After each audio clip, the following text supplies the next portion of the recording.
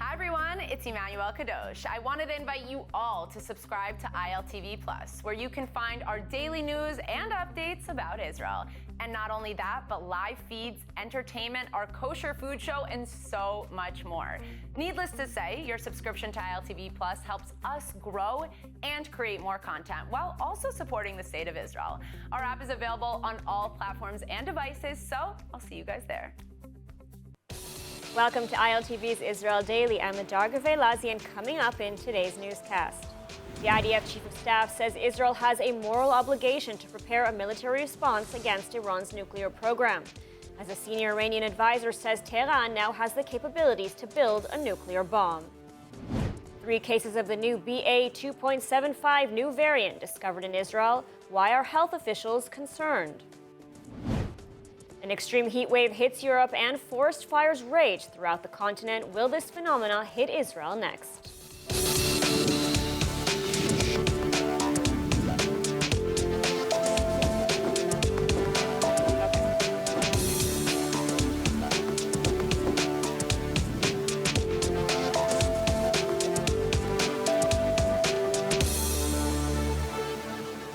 The Israel Defense Forces Chief of Staff said the military has made it a central priority to prepare a military response against Iran's nuclear program. This after a senior Iranian advisor claims Iran now has the technical capabilities to build a nuclear bomb. Kayla Eberlin with the report. IDF Chief of Staff Lieutenant General Aviv Kochavi said Sunday evening that Israel has a moral obligation to prepare a military response against Iran's nuclear program. Speaking at a ceremony for the change of the Home Front Command Chief, Kochavi said that preparing the Home Front for war is a task that must be accelerated in the coming years, especially in the light of the possibility that Israel will be required to act against the nuclear threat. צה"ל חייב להיערך לכל התפתחות ולכל תרחיש. הכנת אופציה צבאית כנגד תוכנית הגרעין האיראנית היא חובה מוסרית וצו הביטחון הלאומי. היערכות לפעולה צבאית כנגד תוכנית הגרעין נמצאת במוקד ההכנות של צה"ל, והיא כוללת מגוון תוכניות מבצעיות, הקצאת משאבים רבים, הצטיידות באמל"ח מתאים, מודיעין ואימונים. Kochavi made these comments hours after a senior advisor to Iran's Supreme Leader, Ali Khamenei, told Qatar's Al Jazeera station that Iran now has the technical capabilities to build a nuclear bomb, but has so far chosen not to do so. Kamal Karazi said that in a few days, Iran was able to enrich uranium up to 60%, and that it could easily produce 90% enriched uranium, which is needed to build a nuclear bomb. His comments come just one day after US President Joe Biden ended his 4-day trip to Israel and Saudi Arabia, stating that the United States would stop Iran from acquiring a nuclear weapon. Regarding the nuclear deal, Karazi said that the United States did not provide any guarantees on preserving a deal, which ruins the possibility of any agreement. Iran has reportedly demanded that Washington give guarantees so that no U.S. president could backtrack on a new deal, as Trump did when he left the JCPOA agreement in 2018. He added that Iran would also never negotiate its ballistic missile program and regional policy. Karazi also issued a threat to Israel and any other countries in the region, saying that any targeting of Iran's security from neighboring countries will be met with a direct response to these countries as well as to Israel.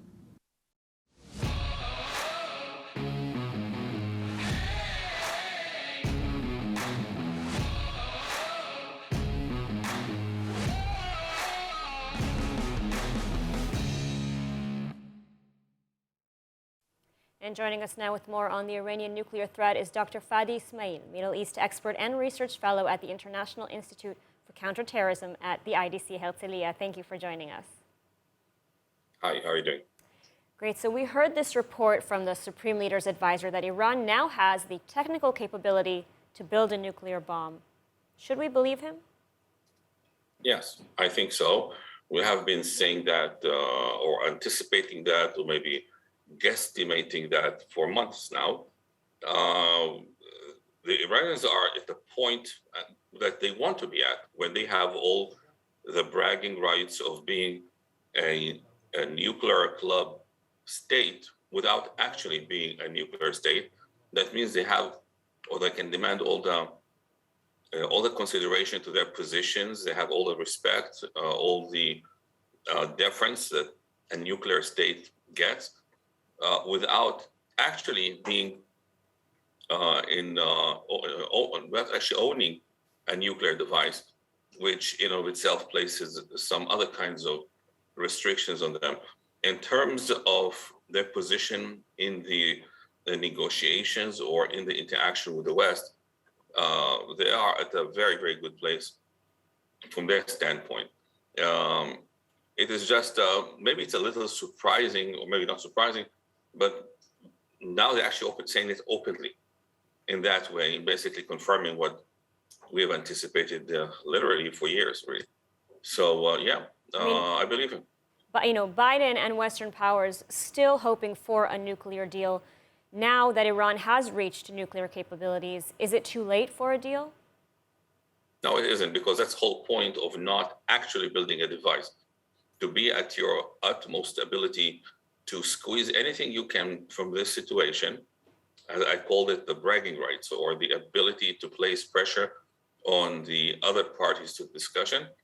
Well, basically, as I said, you can have all the pressure on your side building up for your benefit without actually entering the nuclear club. They can operate in terms of the negotiations as if they have already built a nuclear device and tried it and tested it, but they didn't. So they gained the best of all worlds from a diplomatic standpoint and from a negotiations standpoint. And I have to explain something about these nuclear bombs. It isn't so much that if Iran builds them, then that they will immediately use them against Israel.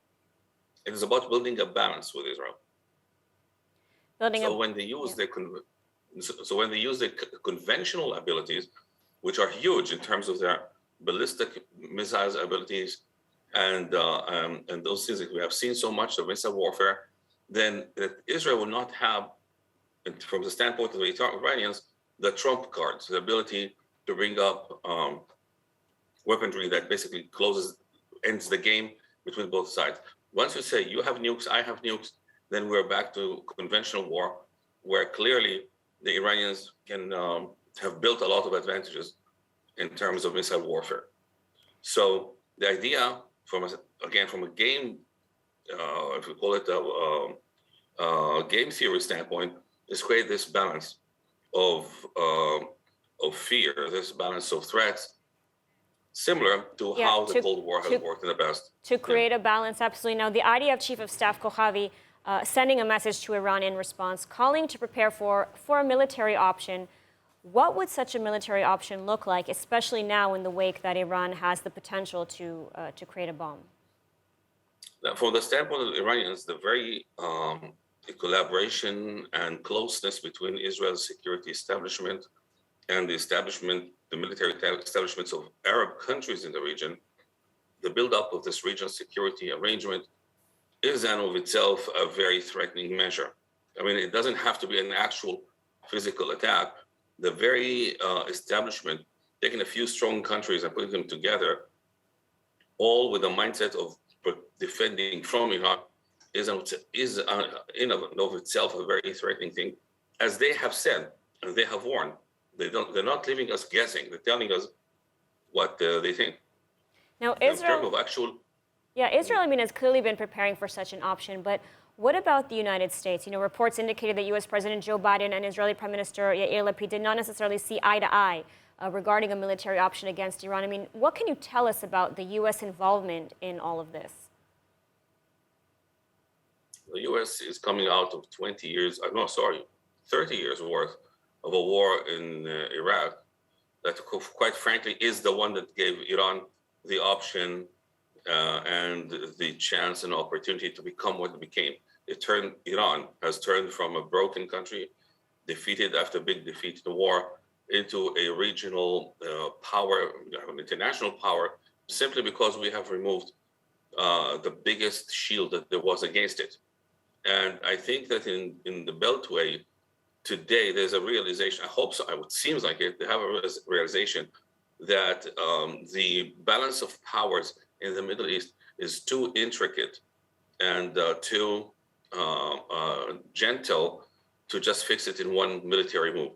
It's not going to work out that way. Iraq is serving as a very big red shining warning sign to all politicians in Beltway. Even Trump did not even dream of attacking Iran. And I don't see an American politician who right now will have the ability or the intent or the willingness to take 20, 30, 40,000 American soldiers and just throw, I know, a few hundreds of American planes and just throw them into an attack on Iran, which we're not even sure that will bring us any results. All right, and Dr. Most of those nuclear, go ahead. All right, Dr. Fadi Smail, thank you for taking the time to speak with us today. Thank you for having me. Now, in other news, 3 cases of the new BA.2.75 coronavirus variant, also known as Centaurus, were found in Israel, the health ministry announced on Sunday. All 3 patients had recently returned from abroad.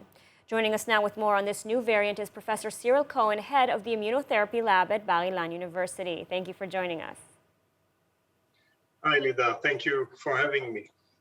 So, Cyril, first of all, how are you feeling? I understand that finally, after 5 waves, the coronavirus has finally caught up with you.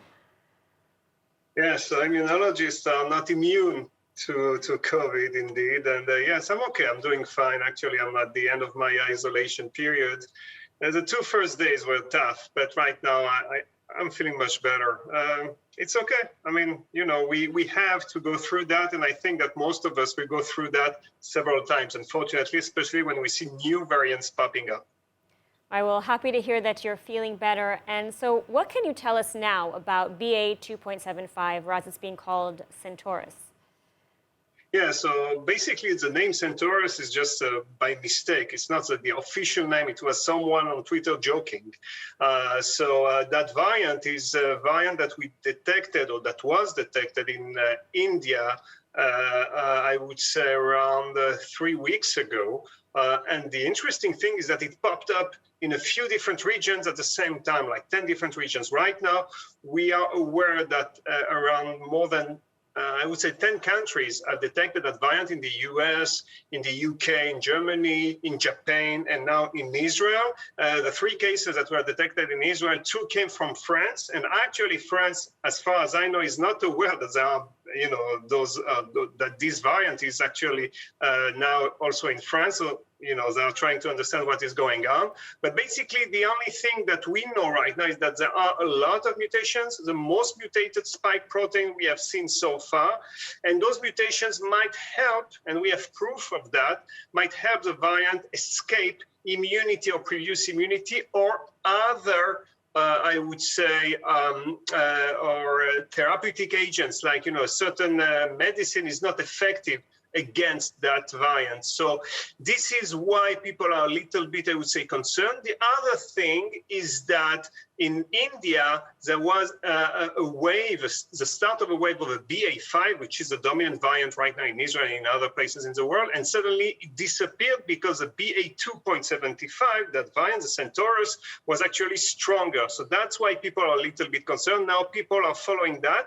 Regarding the severity of the disease, there is not much information. It is believed that it is in line with what we know with Omicron, meaning extremely contagious, but usually in most cases for people with good health and vaccinated, it's not life-threatening. All right, so you said that BA.5, the dominant variant, as of today, what is the situation now in Israel? We're in the midst of the 5th wave, or is it starting to die down? No, so basically I think that we are, I would say, at the peak of that 6th wave. What we have seen right now is that the R0, the reproduction rate of the virus, is going down, 0.9, meaning that technically the epidemic is shrinking. The problem is that we know that people are not testing themselves, and I went to do an official test. So, my case is reported, but I know of a lot of people that do not do that. The other thing that we are looking at mainly are the severe cases. We are now at the peak of 4 months. We have around 435 patients in severe condition, which is not, I would say, a few. It's a lot of patients, quite compared to what we knew. But this number is more or less stable, and that's why we believe that, given that there is now a slight decrease in the number of daily cases, and a peak at the number of severe cases, we believe that within a month that wave will be behind us. But you know, the COVID has always surprises, you know, in its bag for us. And what about the vaccines? I mean, it's been a long time since a booster has been given to Israelis. Are the vaccines even effective at this point against BA.5 and this new variant? Yes, you are totally correct. So basically, I think that the most important thing to remember is that vaccines right now with those new variants is mainly effective against severe disease and not against transmission, that we know. All right, Professor Cyril Cohen, thank you so much for taking the time to speak with us today, and we wish you a speedy recovery. Thank you very much. Thank you. Now, Israel is a hub of innovation, offering unique and groundbreaking solutions to some of the world's biggest challenges, including in the field of health tech. So it's no wonder that multinational corporations are turning their gaze to the Israeli tech ecosystem for solutions. Let's take a look. International pharmaceutical company Roche recently launched the Roche for a Better Future Alzheimer's Innovation Challenge here in Israel. The Alzheimer's Innovation Challenge was designed to scout for the most relevant solutions to support Alzheimer's patients in Israel. And actually, I'm very proud that the challenge is focusing on solutions developed here in Israel. The challenge offers startups in the field of health tech the chance to win a 100,000 shekel prize and opens the door to potential collaboration with the pharmaceutical powerhouse. The challenge was held in collaboration with Startup Nation Central, a nonprofit organization connecting the world to the Israeli tech ecosystem. So Roche, as a multinational company, was looking to scout for solutions for Alzheimer's here in Israel. And Startup Nation Central was a perfect partner, serving as a bridge to the Israeli innovation. And their vast knowledge of the industry was very valuable for a scouting process. Today, there is no cure and limited treatment options for the deadly neurological disease. The winner of the competition, NeuroSteer, a life science and healthcare company, offers a revolutionary medical-grade wearable device that provides real-time monitoring of the brain. The goal is to detect preclinical conditions of Alzheimer's and Parkinson's at a very, very early stage. In comparison, we want to be the cholesterol detection of the brain. We detect cholesterol at age 40 so that we don't get a heart attack at age 70. And the same is with the brain. If we detect it very early, we can prevent, we can slow down, and this is the best remedy for these kind of diseases. NeuroSteer was one of 40 innovative startups to compete in the challenge. Multinational from all over the world are coming to Israel because this is a powerhouse for healthcare innovation. We are leading in technology, in talent, in data. AI, you see all these solutions here in Israel, and all the biggest companies are coming here to find solutions. Startup Nation Central is focusing on sectors she believes can bring value. And life science is the biggest sector here in Israel. We have over 1,600 companies, and we see great potential, great opportunities, and we want to expose them to global partners from all over the world and bring business opportunities for both sides. In other news, as a massive heat wave hits Europe, wildfires continue to rage throughout the southern continent. Joining us now with more on this extreme weather is Tami Ganot Rosenstreich, Deputy Executive Director of Adam Teva V'Din. Thank you for joining us. Happy to. So first of all, what can you tell us about the situation in Europe at the moment? Well, it's a very dire situation. I think we all can see the pictures and the documentation. It's really heartbreaking. Everything from extreme heat waves, countries that some of them are not used to these extremes of heat. It can be life-threatening. It will probably cost lives. Fires that are, it's almost hopeless to try to put out. And it's a lot of, you can actually see the impact, the worst case scenarios of climate change becoming the reality in front of us. You add that to things that are happening in other areas of the world, like the flooding that has been in India and Bangladesh, and you can really see that we are really experiencing a climax in climate change impacts. I mean, what we're seeing in Europe is really quite shocking, but I mean, how much of this has to do with climate change?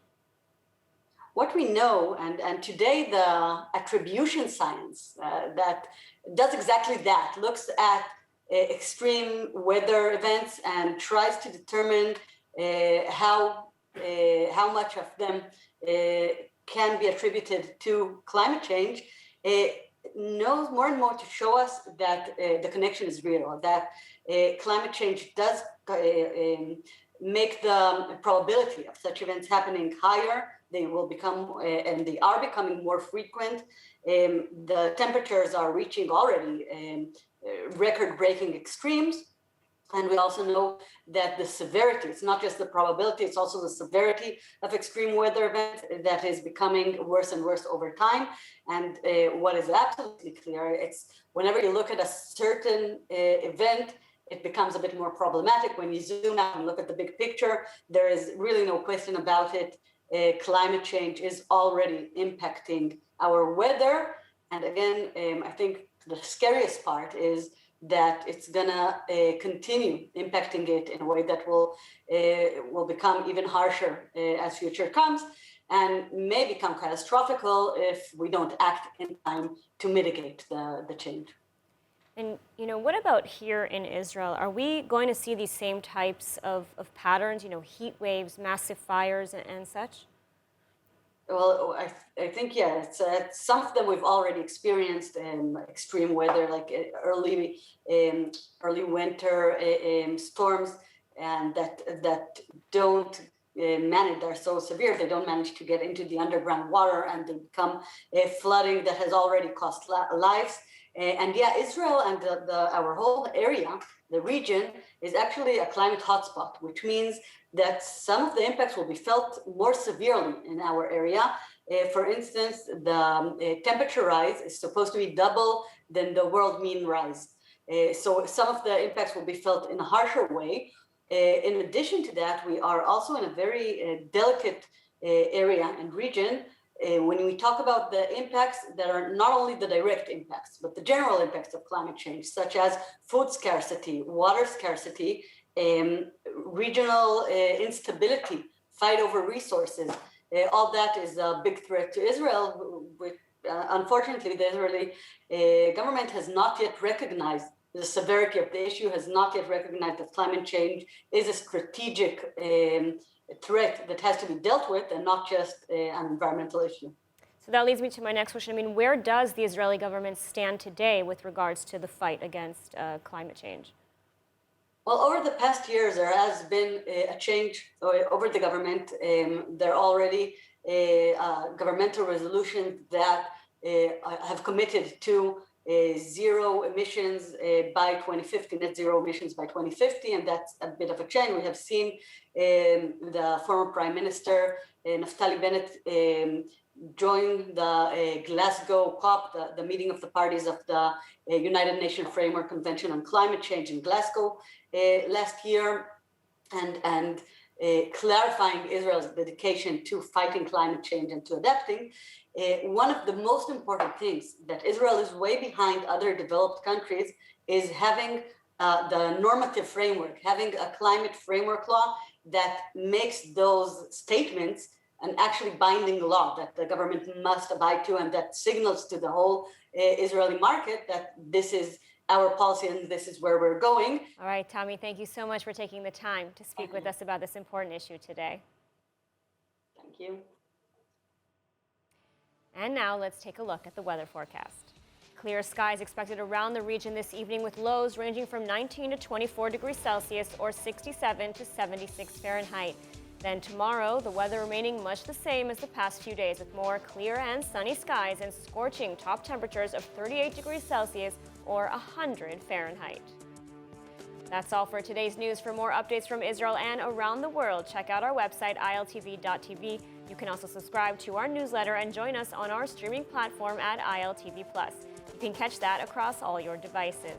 I'm Ladarga Velazi. Be well, and thank you so much for watching.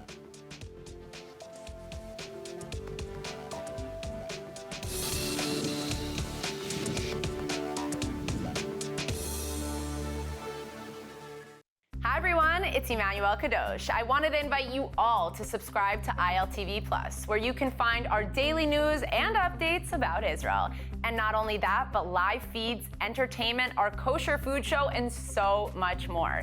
Needless to say, your subscription to ILTV Plus helps us grow and create more content while also supporting the state of Israel. Our app is available on all platforms and devices, so I'll see you guys there.